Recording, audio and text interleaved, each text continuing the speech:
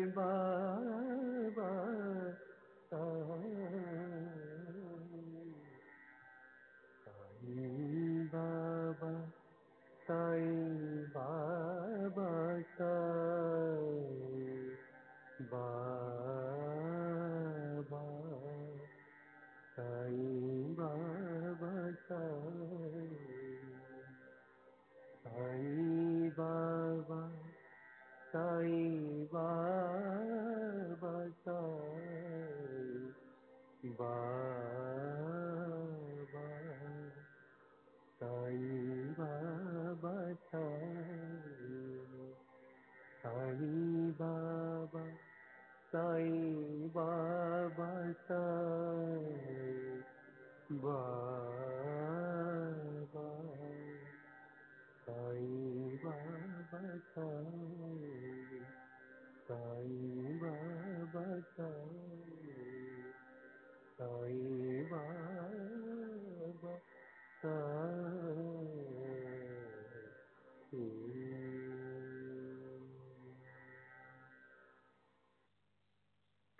साईं बाबा साईं बाबा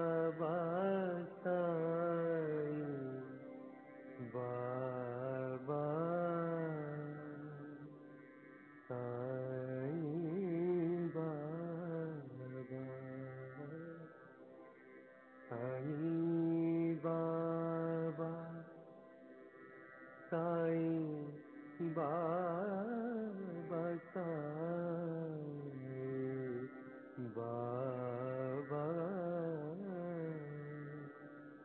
साईं बाबा साईं बाबा साईं बाबा साईं बाबा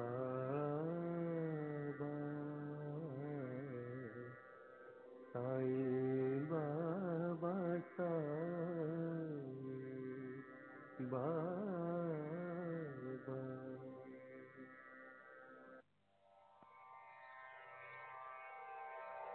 श्री सच्चिदानंद सद्गुरु साईनाथ महाराज की जय। सद्गुरु श्री साईनाथुनि शरद बाबू जी की जय।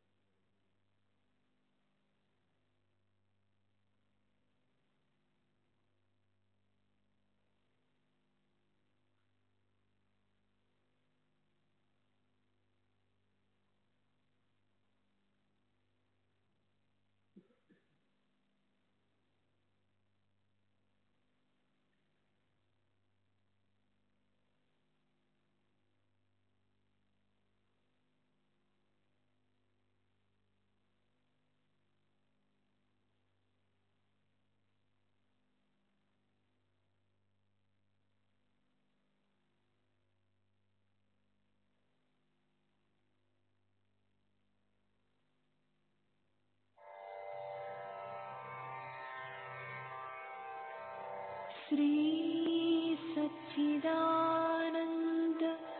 सद्गुरु साईनाथ महाराज की जय।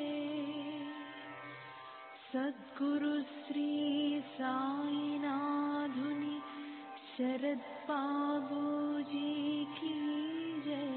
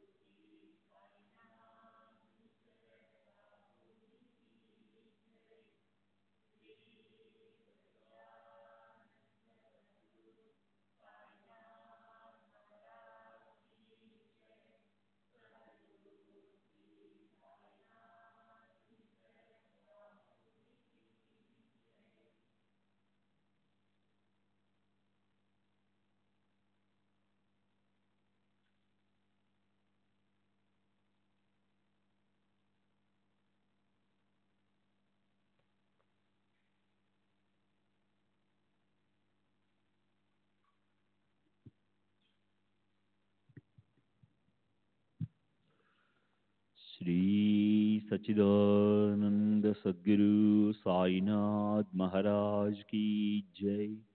सद्गुरु श्री साईनाथ शरद बाबू जी की जय। శ్రీ సాయినాథాయ నమః. శ్రీ సాయిబాబా సత్య చరిత్ర 20వ అధ్యాయం నిన్నటి తరువాయి. గణుదాసుకి ఇతరులందరి మనసులకి ఆశ్చర్యం కలిగింది. కాక పనిపిల్లేమిటి, ఈశావాస్య ప్రశ్నను విప్పి చెప్పడం ఏమిటి అని. పనిపిల్ల అంటే పనిపిల్లే. ఆమె చదువు ఎంతుంటుంది, తెలివి శాస్త్ర పరిజ్ఞానం మాత్రం ఎంతుంటుంది, అది అందరికీ విలక్షణం అనిపించింది. వేదాలకు అర్థం చెప్పగల నైపుణ్యం ఎక్కడ, పనిపిల్ల బుద్ధి ఎక్కడ? సాయి మహారాజు వేళాకోళం ఆడుతున్నారేమో అని భక్తులు అనుకున్నారు. అందరికీ సాయి మహారాజు కేవలం వినోదమే చేస్తున్నారు అనిపించింది. కానీ గణుదాసుకు మాత్రం అది నిజం అనిపించింది. సాయిబాబా మాటలు విని సాయిబాబా అలా సహజంగా గమ్మత్తుగా పైకి మాట్లాడుతున్నారని భక్తులకు అనిపించినప్పటికీ గణుదాసుకి అది నిజమే అనిపించింది.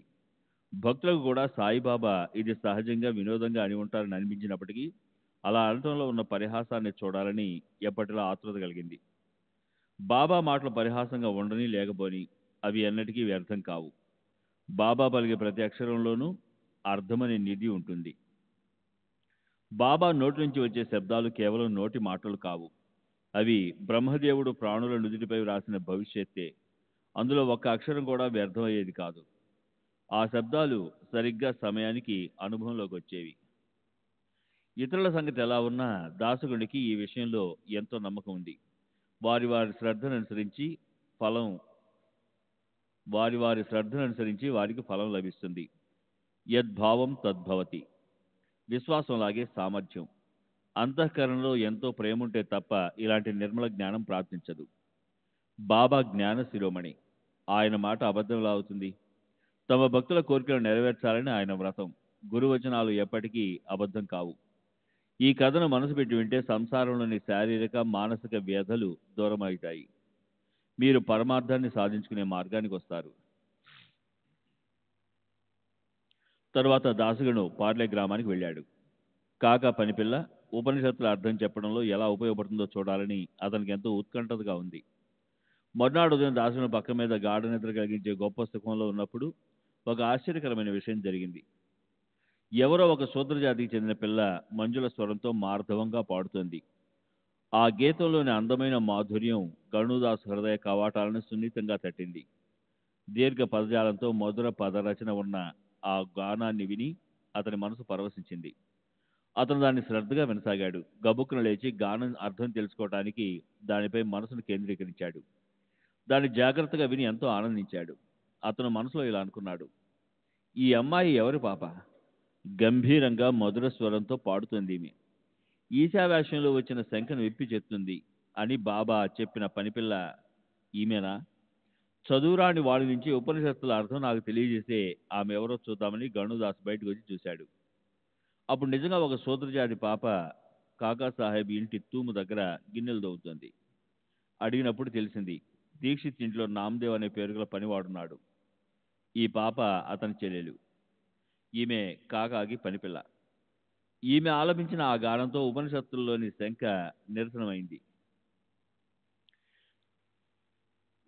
జ్ఞానేశ్వరుడు దున్నపోతు నోటి నుంచి వేద పఠనం చేయించాడు. అలాగే ఉంది ఇది. మహాత్ములు ఏ చమత్కారము చేయరు. ఈ ప్రకారంగా ఈ పిల్ల గానంతో దాసుకునికి తృప్తి కలిగింది. బాబా వినోద మహిమ అందరికీ తెలిసింది. గణుదాసు కాకా వాళ్ళ దేవుడి గదిలో పూజ కూర్చున్నాడు. అప్పుడు అతను ఈ గానాన్ని విన్నాడు అని కొందరంటారు. సరే, ఏది ఎలా ఉన్నా తాత్పర్యం మాత్రం ఒకటే. సాయి మహారాజ్ తన భక్తులకు అనేక కారణాలతో ఎలా శిక్షణ ఇస్తారో చూడండి. మీ స్థానంలో మీరు కూర్చుని నన్ను అడగండి, ఊరికి అడవుల్లోనూ జనుల్లోనూ ఎందుకు వెతుకుతున్నారు? నేనే మీ జిజ్ఞాసను తీర్చుతానని నిశ్చయంగా తెలుసుకోండి. నేను అన్ని చోట్ల నిండి ఉన్నాను. నేను లేని ఖాళీ స్థానం లేదు. భక్తుల భావాన్ని అనుసరించి నేను ఎక్కడైనా ఎప్పుడైనా ప్రకటమవుతాను అని చెప్పేవారు. శ్రీ సచ్చిదానంద సద్గురు సాయినాథ్ మహారాజ్ की जय. सद्गुरु श्री साईनाथ शरद बाबू जी की जय.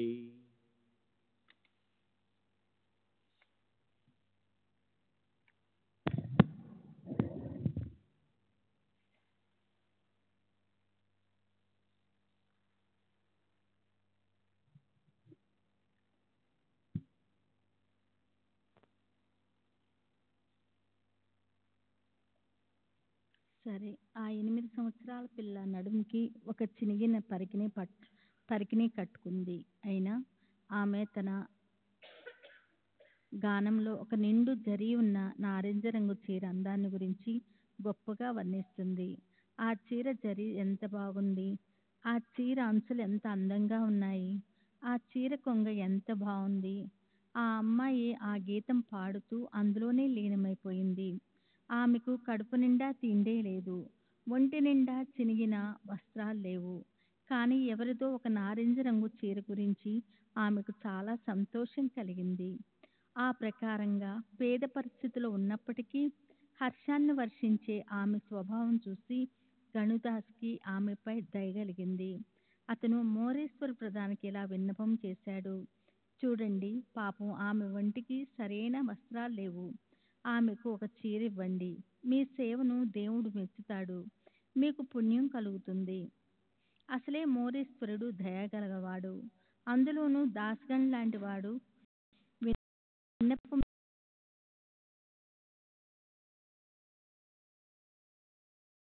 ఆ అమ్మాయికి ఇచ్చాడు. రోజు పాచిపోయిన అన్నం తినేవాడికి పంచభాక్ష పరిమాణాలతో భోజనం దొరికితే ఎంత ఆనందం కలుగుతుందో అలాంటి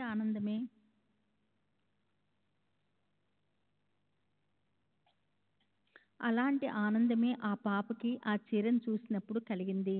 మర్నాడు ఆమె ఆ చీర కట్టుకొని గిరగిరా తిరుగుతూ ఇతర పిల్లలతో కలిసి ఉప్పల కుప్ప ఆట ఆడింది. ఆమెకు ఆ చీర ఎంతో నచ్చింది. ఆ పాప వేరే పిల్లల కన్నా మెరుగ్గా అందంగా కనిపించింది ఆ చీరలో. మర్నాడు ఆమె ఆ చీరను దాచిపెట్టి ఇదివరకటి చినిగిన బట్టలు ధరించి వచ్చింది.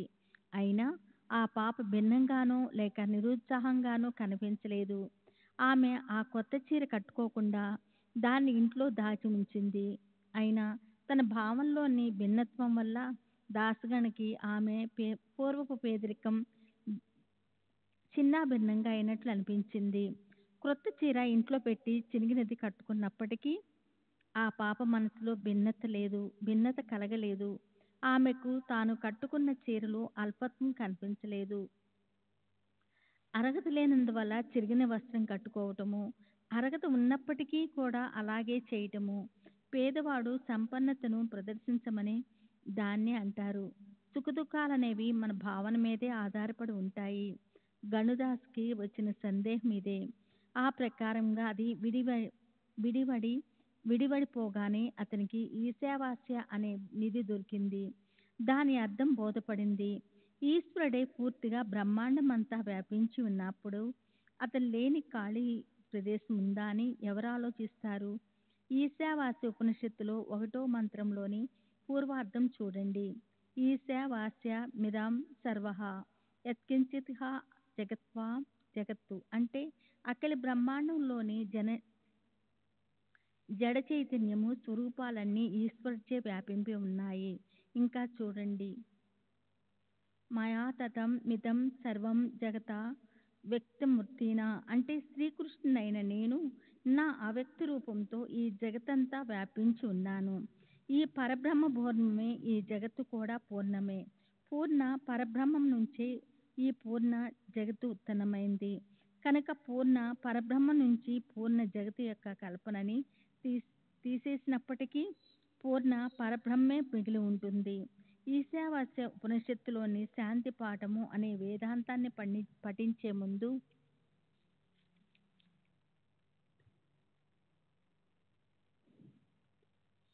గురు శిష్యుల ఏకాగ్రతమై చదివే పాఠము లేదా మంగళాచరణము అందులో అక్కడక్కడ వేదాంతంలోని మహత్తత్వం నిండి ఉంది. ఓం పూర్ణమిద పూర్ణమిదం పూర్ణాత్ పూర్ణముదచ్యతే పూర్ణన్య పూర్ణమాదాయ పూర్ణమేవావశిష్యతే. ఆ పాప పేదరిక అవస్థ కూడా ఈశ్వరుని అంశమే. ఆ చినిగిన పరికిణి లేదా ఆ కొత్త చీర కూడా ఈశ్వరుని అంశమే. దానమిచ్చేవాడు దాత, దానమిచ్చే వస్తువు అంటే ధ్యేయము, దానమిచ్చే క్రియ అంటే దానము, వీటన్నిటిలోనూ ఒక ఈశ్వరుడే పూర్తిగా నిండి ఉన్నాడు. కనుక నేను నాది అన్న భావనని పూర్తిగా విస్మరించాలి. సదా ఏ రకమైన గోష్ఠిపైన అభిమానాన్ని పెట్టుకోకుండా ఉండాలి. ఈశ్వరుని నుంచి లభించే ఈశ్వరాన్ని త్యాగపూర్వకంగా దీని గురించి ఎక్కువ ఆసక్తి పెట్టుకోకుండా ఇతరులకు అందులో కొంత దానం ఇచ్చి తమకు అవసరమున్నంతే దగ్గర పెట్టుకోవటము అనుభవించాలి. ఏ రకమైన లోభాన్ని మోహాన్ని పెట్టుకోకూడదు. ఈశావాస్య ఉపనిషత్తులో 1వ మంత్రంలోని ఉత్తరార్థం చూడండి. బాబా అమోఘమని ఇలా ఉండేది. లెక్కలేనంత మంది భక్తులు ఈ అనుభవాన్ని పొందారు. బాబా తమ ఆయుష్నంత వరకు ఎన్నడూ షిరిడి విడిచిపోలేదు. అయినా భక్తుల్లో అరణ్యాల్లో ఉన్న లేదా జనసందోహాల్లో ఉన్న వారి ఎదుట ప్రకటమయ్యే వారాయన. కొందరికి మచ్చేంద్రగఢ్లోను, కొందరిని కోల్హాపూరు, షోలాపూరు, రామేశ్వరం మొదలైన పట్టణాల్లోనూ అలా తమకిష్టమైన చోట్లలో ప్రకటమై వారికి దర్శనమిచ్చేవారు. కొందరికి తాము ఎప్పుడు ధరించే దుస్తుల్లో సాధారణ రూపంతో కనిపిస్తే, కొందరికి మెలకుగా ఉన్నప్పుడు, మరికొందరికి స్వప్నంలోనూ, అలా రాత్రి లేదా పగటి వేళల్లో కూడా దర్శనమిచ్చేవారు. భక్తులు తీరని కోరికలు తీర్చేవారు. అలాంటి అనుభవాలు ఒకటా రెండా ఎన్నని వర్ణించను. బాబా షిరిడీలోనే నివసించినప్పటికీ ఆయన ఎవరికీ తెలియకుండా ఎక్కడికో పోయేవారో చూడండి. ఆ పాప ఎవరో కడుపీద పనిపిల్ల. ఆమె నోటి నుంచి నారింజరంగ చీర గురించిన పాట సహజాతి సహజంగా వచ్చింది. గణుదాసు బాబాకి శంఖను వెలిబుచ్చటము, ఆ పని పాప పాక ఇంట్లో ఉండటము, ఆమె ఆ శంఖను తొలగించటము, ఇదంతా ఇంద్రజాలంతో కావాలని ఆయన సంభవింపచేసిన రచన కాదా? అసలు అక్కడ పనిపిల్ల ఉన్నట్లు బాబాకి ఎలా తెలుసు? ఆమె ద్వారా కూడా తర్వాత భవిష్యత్ కాలంలో జరగబోయేది గానం చేయించి ఉపనిషత్తుల అర్థం చెప్పించటం ఎలా? అది ఎలా అన్నా ఉండని, ఇలా జరిగింది మాత్రం నిజం. గణుదాస్కి ఆశ్చర్యం కలిగింది. అతని శంక తొలగిపోయింది. అతనికి ఈశావాస్య ఉపనిషత్తు బాగా తెలిసింది. శ్రోతల మనసులో బాబా స్వయంగా దీన్ని తమ నోటితోనే చెప్పి, షిరిడీలో ఈ శంకను ఎందుకు నివారించలేదు, అది అక్కడే చేయకూడదా, ఇదంతా ఎందుకు చేశారన్న సందేహం రావచ్చు. కానీ ఈ గొప్ప తత్వము లోకులకి ఎలా తెలుస్తుంది? ఈ చమత్కారం చేయించి ఈశ్వరుడు ఈ పనిపిల్లలో కూడా వ్యాపించి ఉన్నాడని బాబా అందరికీ నిరూపించారు. శ్రీ సచ్చిదానంద సద్గురు సాయినాథ్ మహారాజ్ కి జై. శ్రీ పని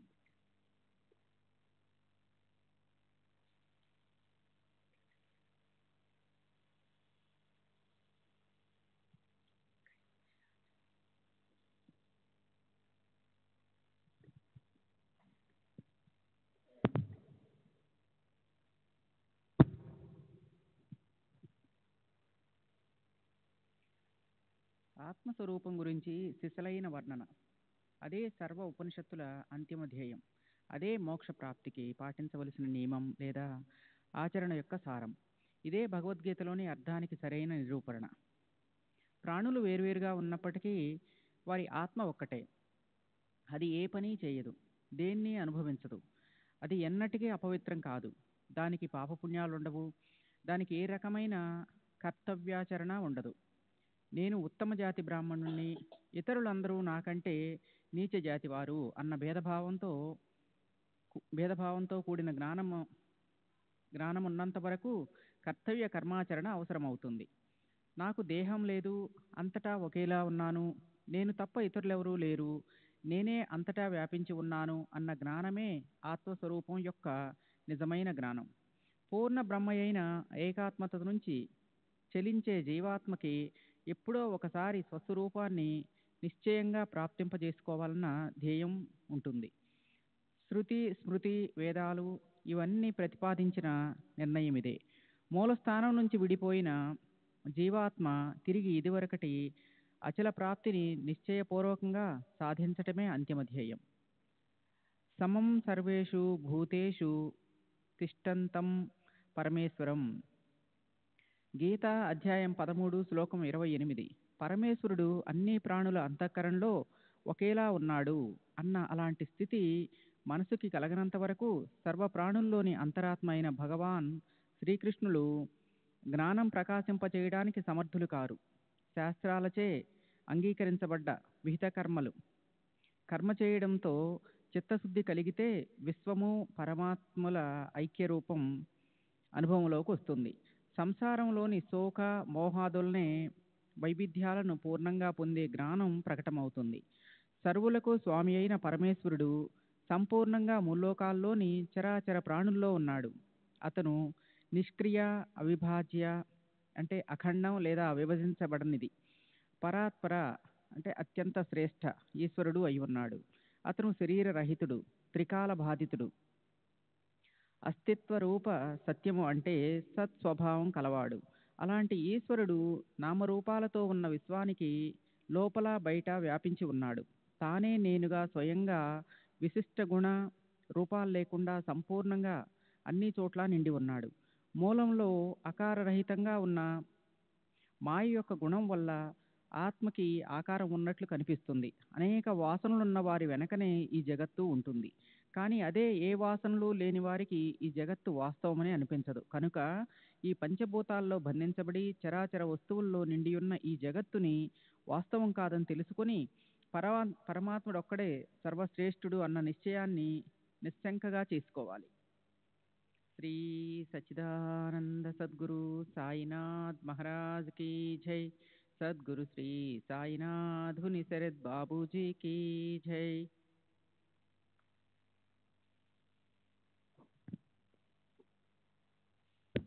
శ్రీ సచ్చిదానంద సద్గురు సాయినాథ్ మహారాజ్ కీ జై. సద్గురు శ్రీ సాయినాథుని శరత్ బాబూజీకి జై.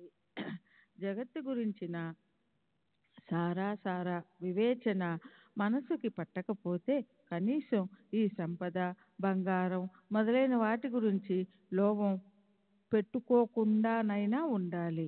ఇది కూడా చేయడం సాధ్యపడకపోతే అప్పుడు తనకి కేవలం కర్మలు చేయడానికి పాత్రత ఉంటుందని తెలుసుకొని చనిపోయే వరకు 100 సంవత్సరాల పాటు కర్మలే చేస్తూ ఉండాలి. అది కూడా తన కులాన్ని అనుసరించి శాస్త్రాల్లో చెప్పినట్లు విధి విధానాలతో కూడిన అగ్నిహోత్రం లాంటి యోగ్యమైన నిత్య కర్మలను చిత్తశుద్ధి కలిగేవారే చేయాలి. ఇది చిత్తశుద్ధికి ఓ మార్గం. రెండోది సంసార బంధనాలన్నిటినీ తెంచేసి జగత్తు వ్యాపారాల నుంచి పూర్తిగా ముక్తులవ్వడం లేదా ఐహిక వస్తువులన్నిటినీ త్యజించడం. మొదట చెప్పినది కర్మ మార్గం, తర్వాత చెప్పినది జ్ఞాన మార్గం. ఈ రెండిట్లో ఒక్క మార్గమైనా అవలంబించకపోతే దైవ నియమానుసారం సుఖదుఖాలు అనుభవించడానికి మిగిలి ఉంటాయి. అలాంటి సోమరులు కేవలం భోగాలతో తమకి ధన్యత కలుగుతుందనుకునేవారు ఎన్నటికీ ఉద్ధరింపబడరు. వారి పతనం ఈశావాస్యంలోని తరువాతి 3వ మంత్రంలో ఎంతో కఠిన శబ్దాలతో వర్ణించబడింది. అసూర్య నామతే లోక అందేన తమ సాంప్రత తాన్స్తే ప్రేత్యభి గచ్చంతి ఏకే చాత్మ హనోజనం. ఈ ప్రకారంగా తమ ఆత్మఘాతకాన్ని కలిగించుకునే లోకులు మరణించక దుఃఖం, క్లేశం, అజ్ఞానము అనే అంధకారంతో వ్యాపించి ఉన్న అసురుల నానా రకాల నరక రూప యోనుల్లో జన్మిస్తారు. శిష్యులకి గల అధికారాన్ని గుర్తించగల సద్గురువు ఈ బ్రహ్మ విద్యను, ఉపనిషత్తుల బోధను సర్వులకి సరిసమానంగా ఒకేలా ఇవ్వరు. మనోవృత్తి, జగత్తు, పరమేశ్వరుల ఏకాత్మతను అంగీకరించినంత వరకు ఉపనిషత్తుల ఉపదేశం కేవలం శబ్దాలకే పరిమితమవుతుంది. కానీ అలాంటి శాబ్దిక బోధ కూడా అవసరం. ఎందుకంటే జిజ్ఞాసువులు మొదట దాన్నే అడుగుతారు. కనుకే బాబా నీకు పనిపిల్ల చెప్తుందని దాసగన్ని షిరిడీ నుంచి పార్లేకి పంపించారు. స్వయంగా బాబాయే దీన్ని ఒకవేళ చెప్పి ఉంటే అప్పుడు తరువాత పని జరిగి ఉండేది కాదు. నేనొక్కనే ఉన్నాను, నేను తప్ప ఈ ప్రపంచంలో అన్యులెవరూ లేరు అన్న బాబా యొక్క ఏకమేవాద్వితీయ జ్ఞానం తెలిసేదే కాదు. ఆ పనిపిల్ల మరెవరో కాదు, స్వయంగా నేనే అన్న సూచనని బాబా ఇచ్చారు. ఈశావాస్య ఉపనిషత్తు అర్థాన్ని అనుభవపూర్వకంగా తెలియజేశారు. కొద్దిగా పరమేశ్వరునిది, ప్రత్యేకంగా గురువుది అనుగ్రహం లేనప్పుడు ఆత్మజ్ఞానం ప్రాప్తింప చేసుకోవడానికి సిద్ధపురుషుల ఉపదేశం ఆవశ్యకం. ఆత్మజ్ఞాన ప్రబోధక శాస్త్రాలను చెవులతో వినాలి. నేనే అంతటా ఉన్నాను, నేను తప్ప అన్యులెవరూ లేరు అన్న విషయాన్ని గురించే స్పష్టం చేసుకోవాలి. ఈ ప్రకారంగా ఆత్మ యొక్క వాస్తవిక స్వరూపం గురించిన స్పష్టీకరణ అయ్యాక ఆ ఆత్మ మరెవరో కాదు, స్వయంగా నేనే అన్న ఏకాత్మత ధ్యానం ప్రాప్తిస్తుంది. దానితోనే ఆత్మ ప్రసన్నమవుతుంది. సరే, అలా ఆత్మ గురించి చర్చించి అలాగే దాని పట్ల ఏకాగ్రతతో శ్రద్ధ పెట్టి దాంతోపాటు చలించని స్థిరమైన ఏకాత్మతను పెడితే అప్పుడు పరమాత్మ లభిస్తాడు. రాబోయే అధ్యాయంలోని విషయం వినాయక హరిచంద్ర ఠాగూర్, అనంతరావు పాటంకర్ ఇత్యాదుల కథలు అదే చెప్పబోతున్నాను. శ్రోతలు ఆదరపూర్వకంగా వింటే వారు పరమానందం వైపు శ్రద్ధ పెట్టగలరు. ఆ కథ అంత మధురంగా ఉంటుంది. అది వింటే శ్రోతల వాంఛ నెరవేరుతుంది. మహాపురుషుల దర్శనం నిశ్చయంగా లభిస్తుంది. భక్తుల కోరిక నెరవేరుతుంది. సూర్యుడు ఉదయించిన తరువాత అంధకారం నశించినట్లు ఈ కథ అమృతాన్ని ఆస్వాదిస్తే ప్రపంచంలోని మాయ, మమకారం అనే వలను దూరంగా విసిరేయగలరు. కల్పన చేయలేనటువంటి సాయిబాబా కుశలతను వర్ణించడానికి ఆయన తప్ప ఎవరు సమర్థులు? నన్ను కేవలం నిమిత్తం చేసుకొని ఆయన స్వయంగా ఈ కథను నా నోటి నుంచి చెప్పిస్తున్నారు. సర్వులకి శుభమస్తు. ఈ ప్రకారంగా సత్పురుషులు, మహాత్ములు ప్రేరణ కలిగించిన భక్త హేమాడ్ పంత్ రచించిన శ్రీ సాయి సమర్థుల సత్య చరిత్రలోని ఈశావ్యాస భావార్థ బోధన అనే పేరు గల 20వ అధ్యాయం ముగిసింది. శ్రీ సద్గురు సాయినాథార్పమస్తు. శుభం భవతు. 20వ అధ్యాయానికి పరిపూర్ణ వివరణ. దాసగనుకి ఈశావ్యాసంలో ముఖ్యంగా ఏ మంత్రము లేదా అందులోని ఏ విశిష్ట భాగంలోని అర్థము తెలియలేదు. దేనికోసం అతను బాబా దగ్గరికి వెళ్ళాడు అని కొందరు పాఠకులకు ప్రశ్న ఉదయిస్తుంది. ఎందుకంటే ఆ సందేహం నాకు కూడా కలిగింది. బాగా ఆలోచించిన మీదట నాకు అర్థమయ్యింది. మొదటి మంత్రం ఉత్తరార్థంలో తేనా తక్తేనా బుంజిదా అనే మంత్రం అర్థం గురించే అతనికి సందేహం కలిగి ఉండవచ్చు. టీకాకారులు కూడా దానికి వేరువేరుగా అర్థాలు చెప్పారు. కొందరు ఈశ్వరుడు జగత్తంతా వ్యాపించి ఉన్నాడు, ఆయన మనలోనూ ఉన్నాడన్న విషయాన్ని గుర్తుంచుకొని మమకారాన్ని, ఆసక్తిని త్యాగం చేసి కర్తవ్య పాలన కోసం మాత్రమే విషయాలను అనుభవించాలి అంటారు. మరికొందరు తమకు ఈశ్వర కృప వల్ల విషయ అనుభవాలు లభించాయి, వాటిని ఈశ్వరుడికి అర్పించి మిగిలిన వాటిని అనుభవించాలి. దీనికోసం గీతలోని 3వ అధ్యాయం శ్లోకం 12 ఆధారంగా తీసుకొని ఇష్టాన్ భోగాన్ హి ఓ దేవా దాస్యంతే యజ్ఞ భావితాం తైర్దస్థాన ప్రద యోభ్యోం యో భుంజితే స్తేన యవసనం. యజ్ఞంతో తృప్తిపడిన దేవతలు మీరు కోరుకున్న అనుభవాన్ని ఇస్తారు. వారు ఇచ్చిన అనుభవాన్ని వారికి అర్పించకుండా దాన్ని స్వయంగా అనుభవించేవారు దొంగలే. ఇక్కడ ఈశ్వరునికి అర్పించడం లోని అర్థం ఈ పనిలో సాయం చేసిన వారి మాటని వారికి ఇవ్వడంగా తీసుకోవాలి. అయితే ఇంకా మరికొందరు తమకు అవసరమైన ధనం తాము తీసుకోవాలి, మిగిలిన భాగాన్ని ఇతరుల కోసం ఉపయోగించాలి. ఏ రకంగానూ లోభం పెట్టుకోకూడదు. ఈ ధనం ఎవరిది? మనది మాత్రమే కాదు. అయితే సాయిబాబా దానికి అర్థాన్ని తమ నోటితో చెప్పకుండా కాక పనిపిల్లతో తెలియజేశారు. ఆ పనిపిల్ల ఎంతో నిరుపేద, కడుపు నిండా అన్నం, కట్టుకునేందుకు బట్టలేదు. అయినా ఆమె ఎంతో ఆనందంగా ఉంది. ఇతరుల చీరల వైభవం చూసి ఆమెకు మత్సరం కలగలేదు, లేక తన దైన్యానికి సిగ్గుపడలేదు. ఆ చీర గురించి ప్రేమతో పాట పాడింది. మర్నాడు ఆమెకు స్వయంగా అందమైన కొత్త చీర లభించింది. ఒకానొక నిర్వికార సన్యాసిలాగా ఆమె దాన్ని కాదనలేదు. దాన్ని ఆనందంగా తీసుకొని ఇష్టంతో కట్టుకుంది. ఇతర పిల్లలతో పాటు గిరగిరా తిరుగుతూ ఉప్పుల కుప్ప ఆట ఆడింది. కానీ ఆ మర్నాడు ఆ చీరను పెట్టెలో దాచి వచ్చింది. అందులో ఆసక్తి కలగలేదు, దానిపై ఆశ పెట్టుకోలేదు. దాన్ని ఎవరైనా ధరించవచ్చు లేదా తానే దాన్ని మళ్ళీ కట్టుకోవచ్చు అన్న ఉదార భావన ఆమెకుంది. తన పేదరికాన్ని ఆమె మర్చిపోలేదు. మళ్ళీ అంత ఆనందంగాను ఉండిపోయింది. ఆమె సంసారంలో ఎలా వ్యవహరించాలన్న దాని గురించిన ఇంత బోధని బాబా ఆ పనిపిల్ల ద్వారా నేర్పించారు. తేనా త్యక్తేనా భుంజిదా అనే దాని అర్థాన్ని విప్పి చెప్పారు. దాంతోపాటు ఆ పనిపిల్ల మరెవరో కాదని స్వయంగా తానేనని, ఉపనిషత్తులని ఈ మహాతత్వాన్ని ఈశావాస్యం ఇదం సర్వం యత్కించిత్ జగతాం జగత్ అనుభవాన్ని అందరికీ ఇచ్చారు. బాబా కుశలత ఎంత గొప్పది. ఇప్పుడు పై అధ్యాయంలో ఓవి 108, 123 మధ్యలో హేమాడ్ పంతు ఈశావ్యాసోపనిషత్తులోని మొదటి 3 మంత్రాలను వివేచనం చేశారు. దానికి ఇంకా స్పష్టంగా తెలియజేసే ప్రయత్నం చేద్దాం.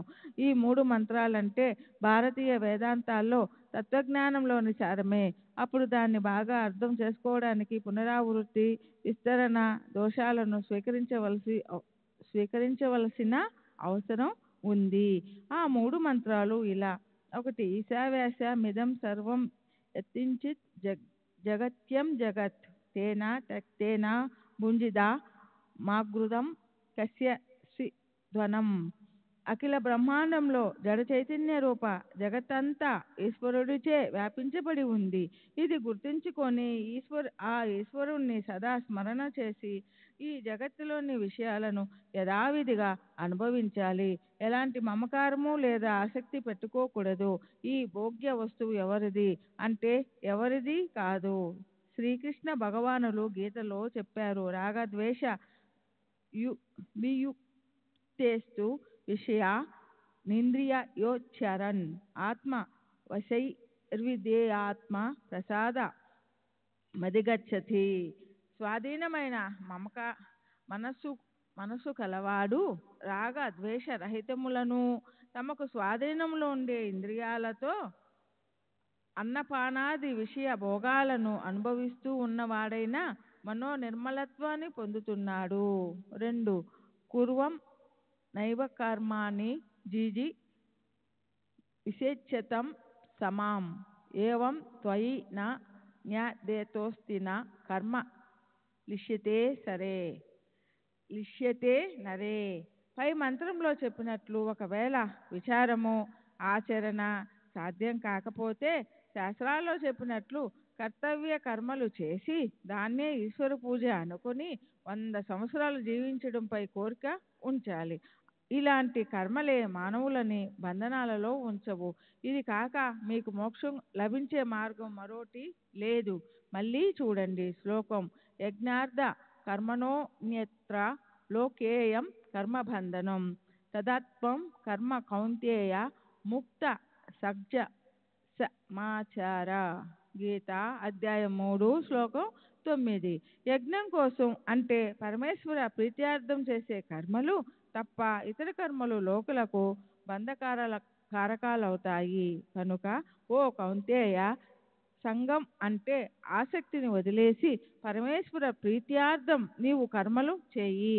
యతం ప్రవృత్తి రూప్తానం ఏన సర్వమిదం తతం స్వకర్మ నా తమ వ్యచ్చత్ సిద్ధిం వినర్దతి మానం.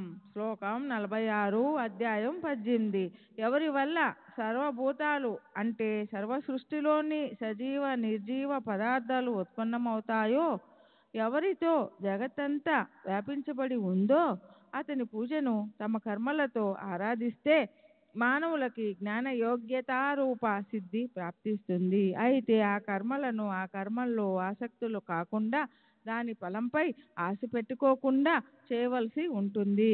బ్రహ్మణ్యధాయ కర్మాణి సర్జం త్యక్త్య కరోతియం లిప్య తేన స పాపేన పద్మ పత్ర మివాంబస. శ్లోకం 10 అధ్యాయం 5. బ్రహ్మార్పణ చేసి ఆసక్తి రహితులుగా చేసే కర్మలు కమల పత్రం నీటితో అంటబడనట్లు పాపాలతో లిప్తం కాకుండా అంటే దోషభూయిష్టం కాకుండా ఉంటాయి. కర్మజం బుద్ధియుక్త హి ఫలం త్యక్త మనీషిణం జన్మబంధ వినిముక్త పదం గచ్చన్య నామయం. శ్లోకం 51 అధ్యాయం 2. సమత్వ బుద్ధితో కూడిన వివేకవంతులు కర్మలు చేస్తున్నప్పటికీ కర్మల ఫలాలపై ఆశ వదిలేసి జనన మరణ రూపమగు బంధాల నుంచి ముక్తులై దుఃఖరహితమైన మోక్ష పదవిని చేరుకుంటారు. అసూర్య నామతే లోక అంధేన తమసా వృథం తాం తే ప్రేత్యభి గచ్చంతి యోకే చాత్మ అనోజన. శ్లోకం 3. అయితే అలా చేయకుండా తమకు ఆత్మ విగతం కలిగించుకునేవారు అసురులు అంటే దుఃఖము, క్లేశము, అజ్ఞాన రూప అంధకారంతో వ్యాపించిన దుష్ట స్వభావం కల నానా రకాల నరక రూప యోనుల్లో మరణ అనంతరం జన్మిస్తారు. మానవ శరీరం అన్ని యోనుల్లోకి శ్రేష్టము, దుర్బలము. అది అదృష్టవశాత్తు లభించి కూడా జనన మరణ రూప సంసార సాగరాన్ని దాటే ప్రయత్నం చేయని మానవులు మూర్ఖులు. మొదటి మంత్రంలో చెప్పిన జ్ఞాన మార్గం లేదా రెండవ మంత్రంలో చెప్పిన కర్మ మార్గం, వీటిలో ఏ మార్గాన్ని అవలంబించకుండా నిరంతరం కామోపభోగాల్లో దుష్ట కర్మాల్లో నిమగ్నమైన ఆత్మఘాతకులు పదే పదే పశుపక్షులు లేదా కీటకాలు, క్రిములు మొదలైన నీచ దుఃఖ ఏనుల్లోనే లేదా భయంకర నరకంలోనే పడవలసి వస్తుంది. చూడండి గీత అధ్యాయం 16. అనేక చిత్త విభ్రాంత మోహ జాల సమవృత్తాం ప్రసక్త కామ భోగేషు పతంతి నరకే సుచౌ. శ్లోకం 16. అనేక మనోరథాల్లో చిత్తం భ్రమించి మోహజాలంలో చిక్కుకొని కామభోగాల్లో ఆసక్తి చెంది లోకులు ఘోర నరకంలో పడతారు. తానహం ద్విశతం క్రూరాన్ సంసారేషు న రథమాన్ క్షిపమ్యజశ్రమ శుభాన సురివ యోనీష్. శ్లోకం 19. అలా ఆ దుష్ట క్రూర పాపి నర దములని నేను నిరంతరం అసురి యోనుల్లో పడేస్తాను, అంటే జన్మింపజేస్తాను. కనుక మానవులు మనుష్యయోనిలో జన్మించి తమను తాము ఉద్ధరించుకోవాలి. ఉద్ధరేదాత్మ నా ఆత్మ నా ఆత్మ నమ సాధయేత్ ఆత్మేవ హ్యోత్యంతో బంధు రాత్మేవరిపు రాత్మనం. అధ్యాయం 6 శ్లోకం 5. తమను తామే ఉద్ధరించుకోవాలి, తమకి తాము వినాశనం కలిగించుకోరాదు. ఎందుకంటే ప్రతి ఒక్కరూ తమకు తామే బంధువు లేదా తమకు తామే శత్రువు. 21వ అధ్యాయము అనుగ్రహ కారణం. వినాయక ఠాగూర్ని, అనంతరావు పాఠకర్ని, పండరీపురం వకీల్ని అనుగ్రహించడం. శ్రీ గణేశునికి నమస్కారం, శ్రీ సరస్వతీదేవికి నమస్కారం, శ్రీ గురు మహారాజుకి నమస్కారం, శ్రీ కులదేవతకి నమస్కారం, శ్రీ సీతారామచంద్రులకి నమస్కారం, శ్రీ సద్గురు సాయినాథులకి నమస్కారం. గడిచిన అధ్యాయం చివరిలో చెప్పినట్లు వినాయక హరిచంద్ర ఠాగూర్కి మహాపురుషులు అంటే శ్రీ సాయినాథుల దర్శనం ఎలా అయ్యిందో ఏకాగ్ర చిత్తంతో వినండి. వక్త మాటలు చెవిలో పడగానే శ్రోతలు ఆనందంతో ఊగిపోకపోతే, వారి దేహం రోమాంచకం అవ్వకపోతే ఆ మాటలు వ్యర్థమేనని తెలుసుకోవాలి. దాన్ని విని శ్రోతలు అందులో లీనం కాకపోతే, వారి కంఠం మనోవికారాలనే ఉత్కృష్టమైన అవస్థతో రుగ్ధమవ్వకపోతే, కను పాపల్లో సురులు తిరిగిన ఆనంద అశ్రులు కను రెప్పలు దూసుకొని జాలు వారకపోతే ఆ కథనం వ్యర్థమైందనే చెప్పాలి. బాబా మాటలు మనసుని ఆనంద డోలికల్లో ముంచివేస్తాయి. ఆయన బోధనా పద్ధతి గొప్ప అలౌకికమైనది. ప్రతిసారి ఆయన కృత్యాలు నిత్య నూతనంగా అద్భుతంగా ఉండేవి. ఆయన చరణాలకు నా నమస్కారం. మనకి అదృష్టం ఉదయించకపోతే సాధు సత్పురుషులతో అనుబంధం ఏర్పడదు. ఎంతో సామీప్యంలోనే ఉన్న అత్యంత పాపులకి వారు కనిపించరు. ఈ సిద్ధాంతంలోని నిజాలను నిర్ణయించి చూపడానికి మన దేశంలో సుదూర తీరాలకో లేక ఏ విదేశాలకో వెళ్ళవలసిన అవసరం లేదు. నేను నా సొంత అనుభవాన్ని శ్రోతలకు చెప్తాను. బాంద్రా పట్టణంలో పీర్ మౌలానా అనే పేరు గల ఓ సుప్రసిద్ధ సిద్ధ పురుషులుండేవారు. హిందూ, పార్సీ మొదలైన అన్య ధర్మాలకు చెందిన జ్ఞానులు, పండితులు కూడా ఆయన పవిత్ర దర్శనం చేసుకుంటూ ఉండేవారు. అతనికి యూనుస్ అనే పేరు గల ఓ సేవకుడు ఉండేవాడు. నేను ఆ పట్టణంలో న్యాయమూర్తిగా ఉండేవాణ్ణి. మౌలానా సాహెబ్ దర్శనానికి రమ్మని అతను నన్నెంతగానో అర్థించేవాడు. అయితే అక్కడికి వేలాది మంది వస్తూ ఉంటారు, మనం ఎలా వెళ్ళగలం?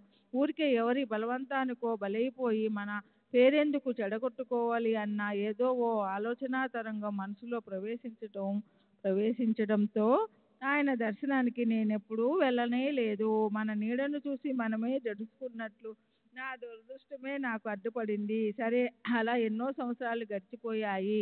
అక్కడి నుంచి ఆ తర్వాత నాకు బదిలీ అయ్యింది. అప్పటి నుంచి షిరిడీతో శాశ్వత సంబంధం ఏర్పడింది. శ్రీ సచ్చిదానంద సద్గురు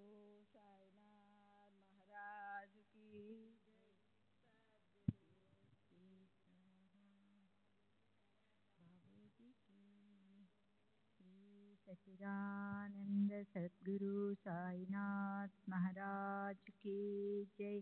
सद्गुरु श्री సాయినాథ్ శరత్ బాబూజీకి జై. ఇలా అనటంలో అర్థం ఏమిటంటే అభాగ్యులు అక్కడ అడుగు పెట్టలేరు.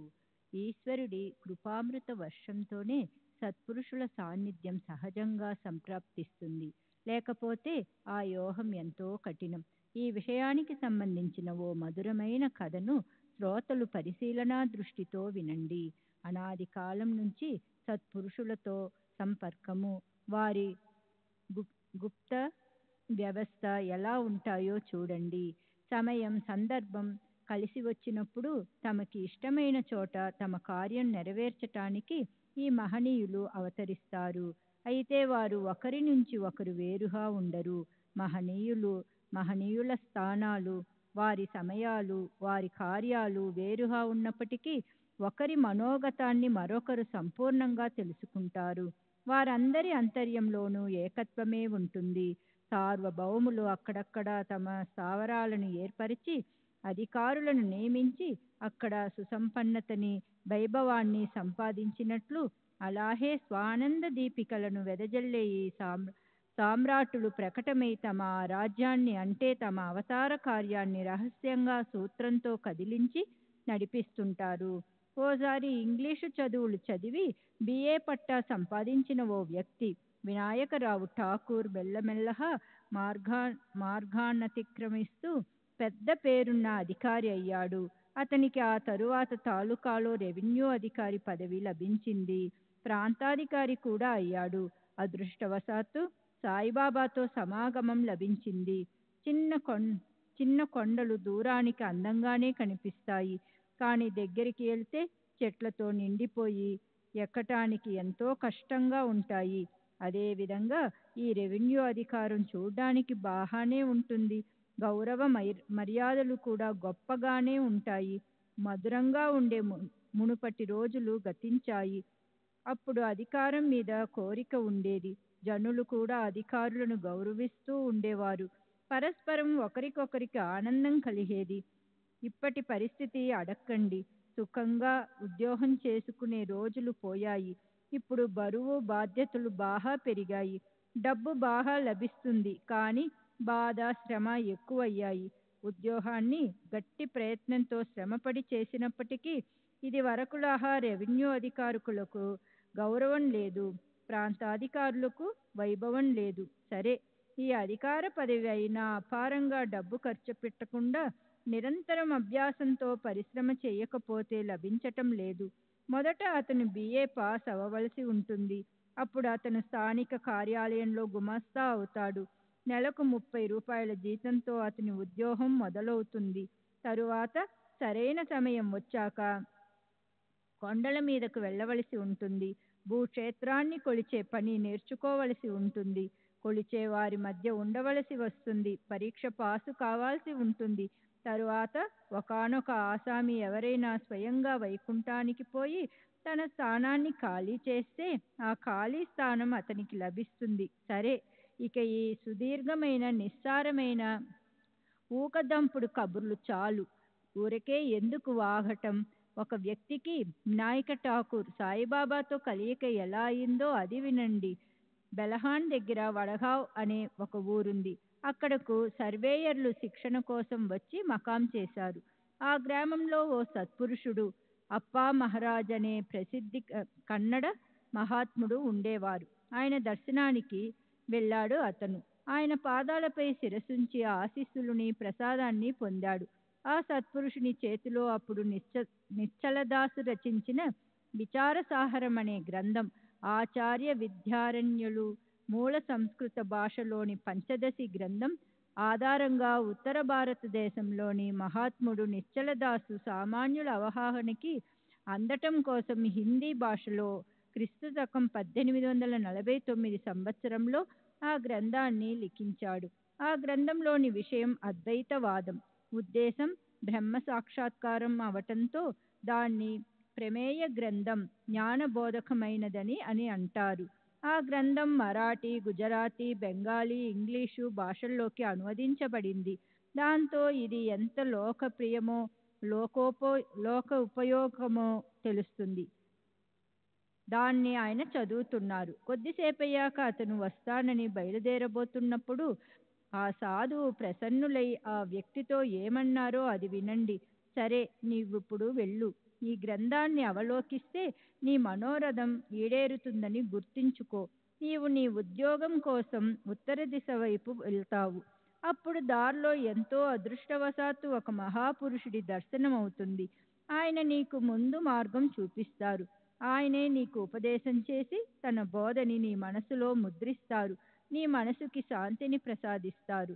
ఆ వ్యక్తికి అక్కడి పని పూర్తి అయింది. అతనికి పూణే జిల్లాలోని జున్నూర్కి బదిలీ అయింది. నానే ఘాటు ఎక్కి వెళ్ళవలసిన సంకటం ఎదురైంది.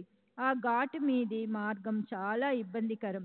దున్నపోతు మీద స్వారీ చేసి దాన్ని దాటవలసి ఉంటుంది. అందుకని దగ్గరలో ఉన్న ఓ దున్నపోతు వాహనాన్ని తెప్పించాడు. ముందు ముందు పెద్ద అధికారి అయితే గుర్రాలు, బళ్ళు, మోటార్లు లభిస్తాయి. అయితే అప్పటికి దున్నపోతుని తీసుకుని ఆ అవసరం తీర్చుకోవాలి. ఘాటుని నడిచి వెళ్ళటం అసాధ్యం. దున్నపోతు తప్ప మరో సదుపాయం లేదు. అలా ఆ నానేఘాట్ వాహనం విచిత్రంగా ఉంది. కనుక అతను ఆలోచించాడు. దున్నపోతును సిద్ధం చేయించి జీను ఎక్కి గొప్ప కష్టంతో దాని మీద కూర్చున్నాడు. కూర్చోటమైతే అయింది నిజమే. కానీ దున్నపోతు లాంటి విలక్షణ వాహనం మీద ఊపులు కుదుపులు అనుభవించి అతని నడుము ఒళ్ళు హూనమైపోయాయి.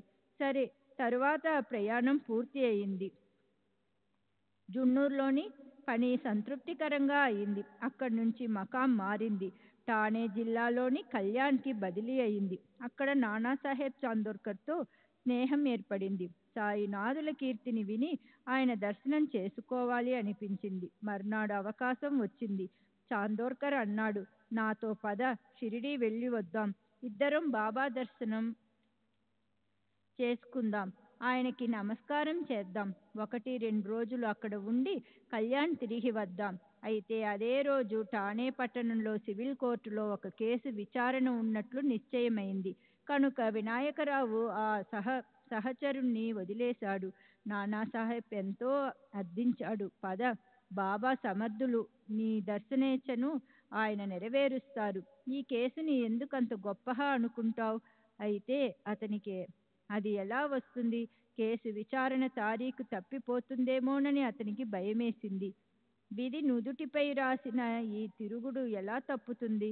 మనసులో దర్శనం చేసుకోవాలన్న ఇచ్చ పెట్టుకున్నప్పుడు సమస్త విఘ్నాలు పక్కకు తొలగిన అనుభవాలన్నీ నానాసాహెబ్ అతనికి చెప్పాడు. అయితే ఠాకూర్ మనసుకి నిశ్చయం కలుగలేదు. అతని స్వభావమే అంత. దానికి అతను మాత్రం ఏం చేయగలడు? మొదట దానికి వెళ్ళాలి. తరువాత మనసులోని అస్వస్థత తీసేసుకోవాలి. సరే, వినాయకరావు ఠాకూరు ఠానాకి దావా గురించి వెళ్ళాడు. చాందోర్కర్ షిరిడీకి వెళ్ళి దర్శనం చేసుకుని తిరిగి వచ్చేశాడు. ఇక్కడ ఠాణేలో జరిగిన గమ్మత్తు ఏమిటో చూడండి. ఠాకూర్ సమయానికి కోర్టుకి హాజరయ్యాడు. అయితే దావా వాయిదా పడింది. చాందోర్కర్తో వెళ్లే అవకాశం కూడా చేజారిపోయింది. ఠాకూర్ ఎంతో బాధపడ్డాడు. చాందోర్కర్ మాటలను నమ్మి ఉంటే బావుండేది. అతను నన్ను షిరిడీకి తనతో పాటు తీసుకెళ్లి ఉండేవాడు. దర్శనం హాయిగా ప్రశాంత చిత్తంతో చేసుకుని ఉండేవాడిని. పాటికి దావా ఆగిపోయింది. సాధు సమాగమం కూడా తప్పిపోయింది అనుకున్నాడు. అప్పుడు ఠాకూర్ హడావుడిగా షిరిడీ వెళ్ళాలని నిశ్చయించుకున్నాడు. వెంటనే షిరిడీ వెళ్ళాను. ఒకవేళ నానాసాహెబ్ కలిస్తే అతను నన్ను సాయిబాబా పాదాల వద్ద పడేస్తాడు. మనసుకి ఆనందం కలుగుతుంది. కానీ షిరిడీలో నాకు తెలిసిన వాళ్ళు ఎవరూ లేరు కదా. అక్కడ అందరికీ నేను కొత్తవాణ్ణే. నానాసాహెబ్ కలిస్తే మాత్రం చాలా బావుంటుంది. కానీ ఆ యోగం పట్టడం చాలా కష్టం అని మనసులో ఆలోచించుకుని ఠాకూర్ రైల్లో కూర్చుని మర్నాటికి షిరిడీ చేరుకున్నాడు. నానాసాహెబ్ అప్పుడు అక్కడ లేడు. ఠాకూర్ షిరిడీ వెళ్ళాలని బయలుదేరిన రోజే నానాసాహెబ్ షిరిడీ నుంచి తిరిగి వెళ్లేందుకు బయలుదేరాడు. ఠాకూర్ మనసుకి ఎంతో నిరాశ అనిపించింది. ఇంతలో అతని మరో మంచి మిత్రుడు అతన్ని కలిశాడు. ఆ మిత్రుడు సాయిబాబా దర్శనం చేయించి అతని మనసులోని కోరికను నెరవేర్చాడు. బాబా దర్శనం చేసుకున్న వెంటనే ఠాకూర్ మనసు ఆయన చరణాల్లో లీనమైంది. అతను బాబాకి సాష్టాంగ నమస్కారం చేశాడు. అతని శరీరం రోమాంచమైంది. కనురెప్పల మాటు నుంచి ప్రేమాశ్రువులు జలజల రాలిపోయాయి. ఓ క్షణం పాటు అతను స్థాణువులా అలాగే నిలుచుండిపోయాడు. భూత భవిష్యత్ వర్ధమానాలన్నింటినీ తమ కనుసన్నుల్లో పెట్టుకున్న బాబా వదనంపై మందహాసం చిందులు వేసింది. ఆయనే ఏమన్నారో శ్రద్ధగా వినండి. కన్నడ అప్ప చెప్పినట్లు దున్నపోతు మీద కూర్చుని ఘాటు ఎక్కటంలా ఇక్కడి వ్యవహారం అంత సులభం కాదు. ఇక్కడి మార్గంలో దేహాన్ని అరహతీయకుండా మరో ఉపాయం లేదు. భావగర్భితంగా ఉన్న ఈ అక్షరాలు చెవిలో పడహనే ఠాకూర్ అంతఃకరణ ఇంకా ద్రవించిపోయింది. మునుపటి సత్పురుషుని మాటలు నిజమన్న నిశ్చయం అతనికి కలిగింది. అప్పుడు రెండు చేతులు జోడించి అతను సాయిబాబా చరణాలపై తల నుంచి, సాయినాథా, కృప చూపండి, అనాథునైన నన్ను మీ నీడన చేర్చుకోండి. మీరే నాకు మహాపురుషులు. నిశ్చలదాసు వ్రాసిన గ్రంథంలోని ఉపదేశం నాకు పూర్తిగా అర్థమైంది. నాకు పరమానంద సుఖం అనుభవంలోకి వచ్చింది. ఎక్కడి వడగాం, ఎక్కడి షిరిడి, ఏమి ఈ సత్పురుషుల మహాపురుషుల జంట, ఏమి క్లుప్తంగా ఉండే ఈ స్పష్ట సంభాషణ, ఏమి ఈ ఉపదేశ చతురత, ఈ గ్రంథం చదువు. నీ ఒక మహాపురుషుణ్ణి కలవబోతున్నావు. ఆయన తరువాతి కర్తవ్యం గురించిన నిజమైన ఉపదేశం చేస్తారు అన్నారు ఒకరు. అదృష్టవశాత్తు ఆయన కలిశారు. ఆయనే తామన్న విషయాన్ని సూచనగా చెప్పారు. ఒకరు చెప్పినట్లు గ్రంథాన్ని చదవటమైనది, ఇక రెండవ వారు చెప్పినట్లు ఆచరించవలసి ఉంది. అతనితో సాయినాథులు ఇలా అన్నారు: అప్పా చెప్పినది చాలా నిజం. అయితే దాన్ని ఆచరణలో పెట్టినప్పుడే నీ మనోరథం నెరవేరుతుంది. నిశ్చలదాసు రచించిన విచారసాగరం గ్రంథాన్ని గురించి భక్తుల శ్రేయస్సు కోసం చెప్పారు. కొన్ని రోజుల తరువాత పారాయణ అయ్యాక షిరిడీలో దాని ఆచరణ గురించి తెలియజేశారు. మొదట గ్రంథాన్ని వినాలి, అప్పుడు దాన్ని మననం చేయాలి. గ్రంథ పారాయణ లేదా ఆవర్తన చేస్తే దాని అనన్య చింతన అవుతుంది. కేవలం చదివితే సరిపోదు, ఆ ఆచరణలోకి దిగాలి. లేకపోతే బోర్లించిన కుండ మీద నీరు కుమ్మరించినట్లు అవుతుంది. అనుభవపూర్వక జ్ఞానం అరచేతికి చిక్కనంత వరకు గ్రంథ పఠన వ్యర్థమే. స్వయంగా బ్రహ్మజ్ఞానం కలిగిన గురుకృప తప్ప పుస్తక జ్ఞానం నిష్ఫలమవుతుంది. భక్తికి నిజమైన యోగ్యతను, పురుషార్థం యొక్క ఆవశ్యకతను చూపించే ఈ విషయానికి సంబంధించిన ఓ చిన్న కథను శ్రోతలు తమ హితం కోసం వినాలి. ఓసారి పూణే నగరంలో ఉండే అనంతరావు పాటంకర్ అనే పేరు గల ఓ వ్యక్తికి సాయిబాబా దర్శనం చేసుకోవాలన్న ఉత్సాహం కలిగింది. అతను హడావుడిగా వెంటనే షిరిడీ వచ్చాడు. అతను వేదాంతాన్ని ఆద్యాంతము విన్నాడు.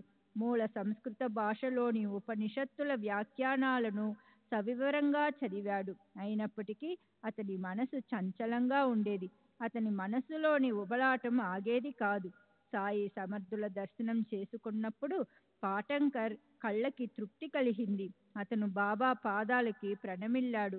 యథావిధిగా పూజ చేశాడు. అప్పుడు బాబా వద్ద కూర్చుని చేతులు జోడించి అనంతరావు భక్తిపూర్వకంగా అత్యంత దైన్యంతో ప్రశ్నించాడు: లెక్కలేనన్ని గ్రంథాలు చూశాను, వేదాంగాలు, ఉపనిషత్తులు అభ్యసించాను, శాస్త్ర పురాణాలు చక్కగా విన్నాను. అయినా మనసుకి దుఃఖం ఎందుకు? చదివిందంతా వ్యర్థమైపోయిందని నాకు అనిపిస్తుంది. నాకన్నా చదువురాని భావార్థులు, అమాయకులైన భక్తులే నయమని నాకు అనిపిస్తుంది. మనసులోని అశాంతి పోకపోతే గ్రంథ పఠన వ్యర్థం, శాస్త్రాభ్యాసం వ్యర్థం, పుస్తక జ్ఞానమంతా వ్యర్థమే. చిత్తానికి శాంతి లభించని అలాంటి ఒట్టి శాస్త్ర నైపుణ్యం ఎందుకు? వేదాంతంలోని మహావాక్యాలను జపించటం వల్ల లాభమేమిటి? బ్రహ్మజ్ఞానం ఎక్కడ లభిస్తుంది? సాయిబాబా కేవలం తమ దర్శనంతో మనసులోని చింతను చెరిపేస్తారని, పరిహాసంగా కబుర్లు చెప్పి సహజంగా సన్మార్గంలో పెడతారని ఆ నోట ఈ నోట విన్నాను. ఓ తపో రాశి మహారాజా, నేను మీ పాదాల చెంతకొచ్చాను. నా మనసుకి స్థైర్యం కలిగేలా నన్ను ఆశీర్వదించండి. దానికి సాయి మహారాజు ఓ హాస్యభరితమైన కథ చెప్పారు. అది విని అనంతరావుకి తృప్తి కలిగింది. అతనికి తన జ్ఞానం సాఫల్యం చెందిన అనుభవం కలిగింది. క్లుప్తంగాను గొప్ప తాత్పర్యంతోనూ ఉన్న ఆ కథను నేనిప్పుడు మీకు చెప్తాను. వినటానికి శ్రోతలు తయారుగా ఉండండి. ఈ కథ హాస్యభరితంగా ఉన్నప్పటికీ బోధ సౌరభాలను గుబాళిస్తూ ఉంటుంది. కనుక దీన్ని ఎవరు అనాచారం చేయొద్దు. బాబా అనంతరావుతో ఓసారి ఓ వ్యాపారి వచ్చాడు. అప్పుడు అతని ఎదుట ఓ గుర్రం 9 లద్దెలని వేసింది. అవి భూమి మీద పడగానే తన పనిని చేయటంలో నిరంతరం తత్పరుడై ఉండే వ్యాపారి తన ఉత్తరీయం కొంగును చాపి ఆ లద్దలన్నింటినీ గట్టిగా మూట కట్టాడు. అతని మనసుకి ఏకాగ్రత లభించింది. సాయినాథులు ఇదెందుకు చెప్పారు? దాని ఉద్దేశం ఏమై ఉండాలి? వ్యాపారి ఆ లద్దలను పోగు చేసి ఎందుకు మూట కట్టాడు? దీని అర్థమేమీ బోధపడటం లేదు అని ఆలోచించి అనంతరావు మసీదు నుంచి తిరిగి వచ్చాడు. అతని సంభాషణను దాదా కేల్కర్కు సవిస్తారంగా చెప్పి ఇలా అడిగాడు, అసలు ఈ వ్యాపారి ఎవరు? లద్దల ప్రయోజనం ఏమిటి? 9 విశిష్టత ఏమిటి? నాకది విప్పి చెప్పండి. అందులోని రహస్యం ఏమిటి? దాదా, నాకది అర్థం కాలేదు. బాబా భావం అర్థమయ్యేలా నాకు స్పష్టంగా చెప్పండి. దాదా అన్నాడు ఇలా, నాకు కూడా తెలియటం లేదు. బాబా మాటలు అలా నిగూఢంగానే ఉంటాయి. అయితే ఆయన ప్రేరణ బలంతో నాకు అర్థమైనట్లు నేను చెప్తాను. ఈశ్వరుని కృపే ఆ గుర్రం. 9 లద్దలు అంటే నవవిధ భక్తులు. భక్తి లేని కేవల జ్ఞానంతో పరమేశ్వరుడు ప్రాప్తించడు. శ్రవణము, కీర్తనము, విష్ణు అంటే ఈశ్వరుని నామస్మరణము, చరణ సేవనము, అర్చన అంటే ఉపచారము, విధిపూర్వక పూజ, వందనం అంటే నమస్కరించటము, దాస్యం అంటే సేవకుడిలా పనిచేయటము, సత్యం అంటే దైవంతో మైత్రీభావంతో మెలహటము, ఆత్మనివేదనం అంటే ఈశ్వరుడికి అన్ని విధాలా శరణు వెళ్ళటము. ఈ ప్రకారంగా ఉంటాయి నవవిధ భక్తులు. శ్రీమద్ భాగవత పురాణం 7వ స్కందం 5వ అధ్యాయం 23వ శ్లోకం చూడండి. శ్రవణం కీర్తనం విష్ణోహ స్మరణం పాదసేవనం అర్చనం వందనం దాస్యం సఖ్యమాత్మ నివేదనం. ఈ భక్తిని వరుసగా పరీక్షిత్తు, శుకుడు, ప్రహ్లాదుడు, లక్ష్మి, రుదురాజు, అక్రూరుడు, హనుమంతుడు, అర్జునుడు, బలిచక్రవర్తి అనుసరించారు. దీన్ని నీవు తెలుసుకో. అంతఃకరణలో పూర్తి విశ్వాసం పెట్టి అందులోది ఒక్కటి సంభవించిన భావం కోసం ఆకలిగొన్న శ్రీహరి భక్తుల ఇళ్లల్లో ప్రకటమవుతారు. అజపము, తపము, వ్రతము, యోగ సాధన, వేదాల ఉపనిషత్తుల అభ్యాసము, ఆత్మజ్ఞానం గురించిన గొప్ప నిరూపణ, ఇవన్నీ భక్తి లేకపోతే వ్యర్థశ్రమే అవుతాయి. వేద శాస్త్రాల్లో పారంగతులు కానక్కర్లేదు. జ్ఞానులు అనే అపార కీర్తి అవసరం లేదు. భావ భక్తి మీద ఇష్టం ఉండనవసరం లేదు. ప్రేమ పరవళ్లలో పొంగి పొర్లే భక్తి కావాలి. తను స్వయంగా వ్యాపారి, లాభ నష్టాలను బాగా చూసి వ్యవహరించే వ్యాపారి అనుకోవాలి. వ్యాపారి యొక్క అనగా వ్యవహారంలో ఎక్కడ తమకు లాభం కనిపిస్తుందో దాన్ని వెంటనే గుర్రం లద్దలాగా అశుచిగా ఉన్నప్పటికీ మిథ్యాభిమానాన్ని వదిలేసి హస్తగతం చేసుకోవలసి ఉంటుంది. ఈ అంతరార్థాన్ని తెలుసుకోవాలి. శ్రవణము మొదలైన 9 రకాల భక్తి పతాకాలు ఎగరేస్తే జ్ఞానరాజు అనగా పరమేశ్వరుడికి ఆనందం అనిపిస్తుంది. 9 గుర్రపు లద్దలను వేయగానే వ్యాపారి ఆతృతగా వాటిని తీసుకునేందుకు పరిగెత్తినట్లు అలాంటి ఆతృతతోనే పరుగెత్తి పరమేశ్వరుని పట్ల నవవిధ భక్తి భావాన్ని పెట్టుకోవాలి. అప్పుడు మనసుకి శాంతి లభిస్తుంది.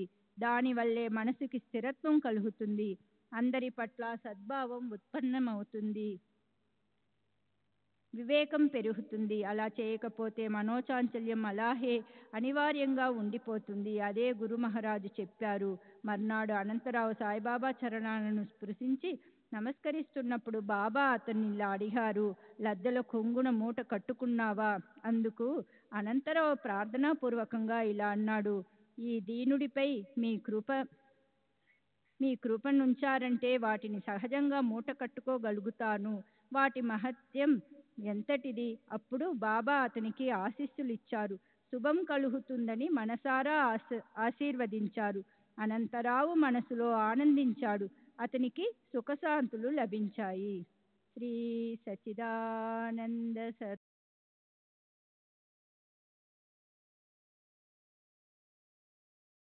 साईनाथ निसरत बाबूजी की जय।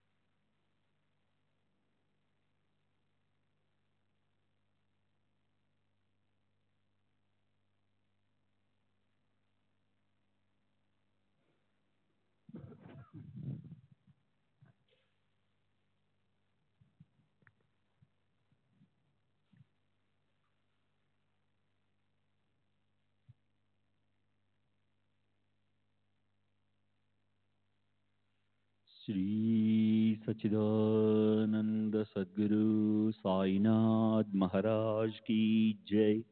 सद्गुरु श्री साईनाथ निशरद बाबू जी की जय। साई रहम नजर करना, बच्चों का पालन करना। साई रहम नजर करना, बच्चों का पालन करना। जाना तुमने जगत पसार, सब ही झूठ जमाना। जाना तुमने जगत पसार, सब ही झूठ जमाना। साई रहम नजर करना, बच्चों का पालन करना। साई रहम नजर करना, बच्चों का पालन करना।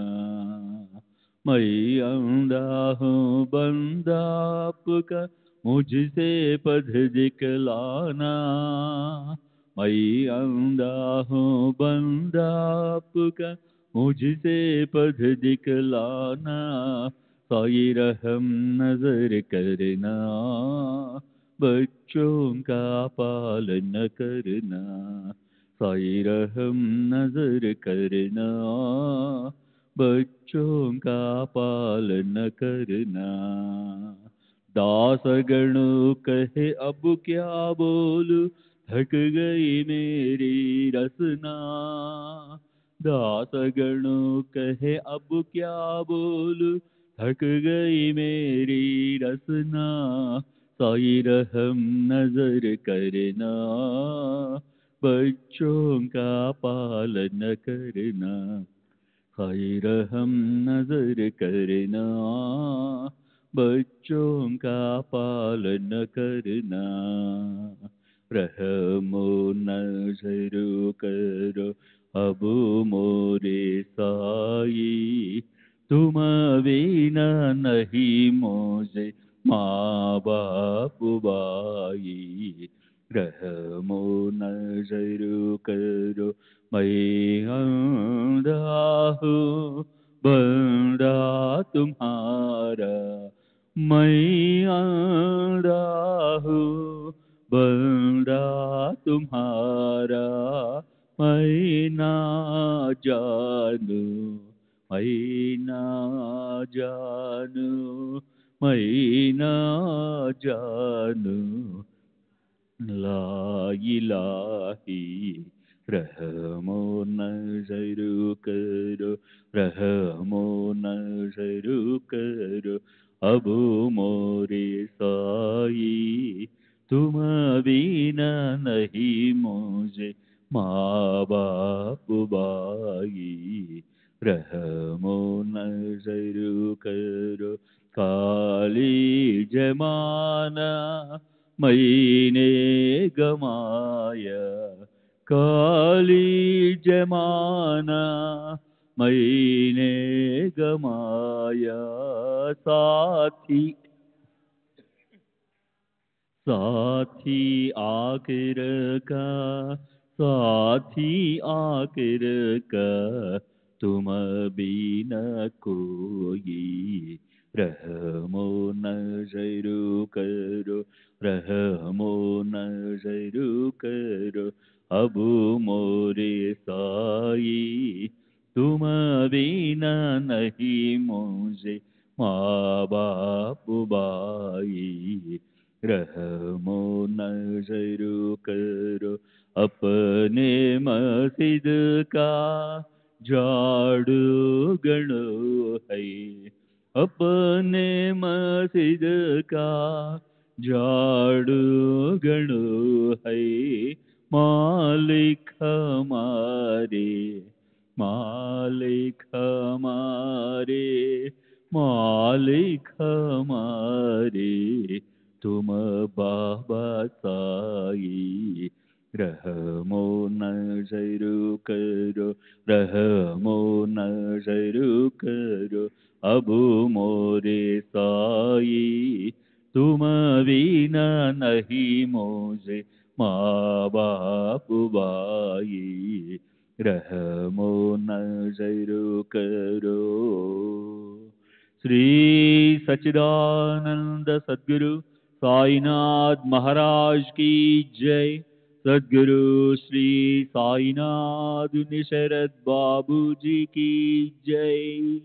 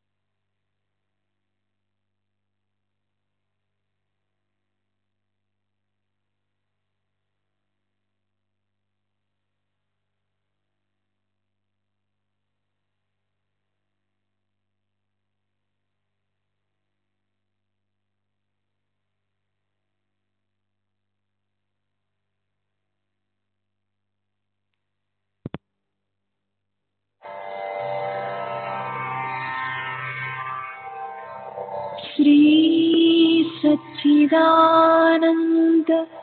सद्गुरु साईनाथ महाराज की जय। सद्गुरु श्री साईनाथुनि शरद बाबू जी की जय।